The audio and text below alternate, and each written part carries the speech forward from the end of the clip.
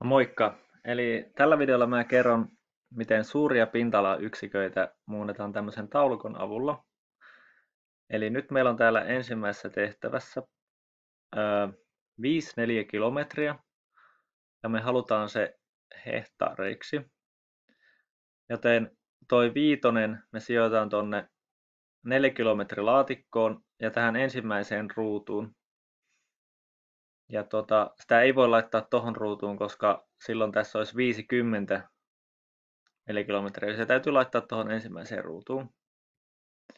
Ja sitten kun me halutaan sitä hehtaareita, niin meidän täytyy laittaa sen verran nollia, että tämä täyttyy tämä hehtaarilaatikko tästä. Ja nyt me voidaan tästä suoraan lukea se vastaus, eli kuinka paljon on 5 neliökilometriä hehtaareina. Vastaus on 500 hehtaaria.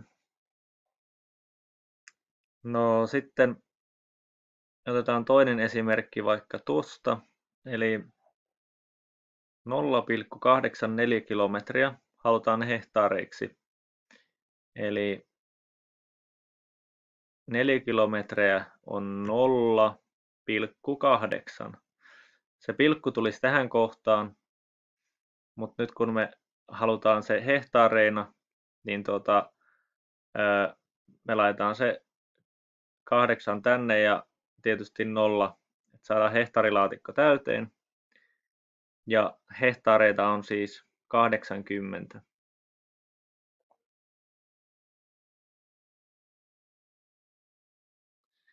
Ja sitten otetaan vielä vaikka tosta. Eli 4 hehtaaria halutaan 4 kilometreinä. No sijoitetaan 4 tonne hehtaarilaatikkoon. Ja nyt kun 4 kilometrit on tuolla, niin meidän täytyy laittaa sitten nollia siihen sen verran, että me päästään sinne 4 kilometrilaatikkoon. Ja muistatte, että pilkut tulee aina näiden yksiköiden välille, eli pilkku ei koskaan tule tuohon keskelle, vaan se on niin kuin tässä 4 kilometriä hehtaarin rajalla tai sitten tuolla hehtaarin ja aarin rajalla, jos on sellaista muunnoksesta kyse. Eli tämä luetaan nyt sitten 0,04 neliökilometriä. No sitten toinen asia, mikä tässä oli, niin tässä kappaleessa on näitä sanallisia tehtäviä, niin mä näytän näistä vielä, miten nämä lasketaan. Eli Nuuksion kansallispuisto on perustettu 38 vuotta myöhemmin kuin Lemmenjoen puisto. Minä vuonna Nuuksion puisto on perustettu? No Lemmenjoen puisto, me nähdään täältä, että se on perustettu 1956. Ja siihen me lisätään vaan toi 38. Niin 1956 plus 38. Ja te voitte itse sitten laskea, että mitä siitä tuleekaan. Ja tämän voi helposti laskea esimerkiksi allekkain laskuna vihkoon, että tuohon 56 alle vaan laittaa sen 38. Ja sitten tässä tehtävässä Lemmenjoen kansallispuisto on 2797 neliökilometriä suurempi kuin Nuuksion puisto. Kuinka suuri Lemmenjoen puiston pinta-ala on? No tässä me tarvitaan se Nuuksion puiston pinta-ala, ja sehän on 53 neliökilometriä, joten siihen lisätään sitten tämä Lemmenjoen puiston pinta-ala, eli 53 neliökilometriä plus 2797 neliökilometriä.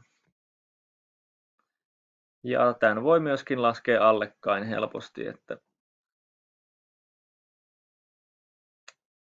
laittaa nuo luvut vaan päällekkäin ja sitten plussailee. Ja sitten on tämmöinen tehtävä, että Nuuksion puiston pinta-ala perustamisvuonna oli 1600 hehtaaria. kuinka monta hehtaaria puiston pinta-ala on kasvanut? No nythän me tiedetään, että Nuuksion puisto on tällä hetkellä 53 neliökilometriä.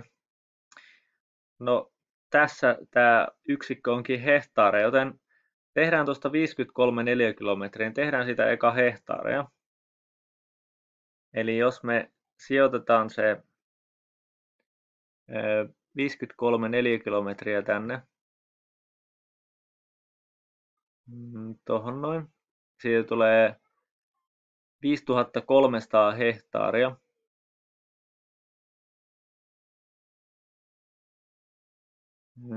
Eli sitten meidän täytyy vähentää 5300 hehtaaria miinus 1600 hehtaaria. Ja siitä voitte sitten laskea itse paljonko sitä tulee tai mitä tulee. Ja sitten tämä 5. kohta. Kuinka monta retkeilijää kävi vuonna 2014 enemmän Nuuksion kuin Lemmenjoen kansallispuistossa? No, tästä me nyt voidaan katsoa, että Nuuksiossa on käynyt 285 200 ja Lemmenjoella 12 200. Mäpä jätän tämän viimeisen sillain, että saatte itse miettiä, että miten me saadaan tuo erotus tuosta noiden 2 luvun välillä.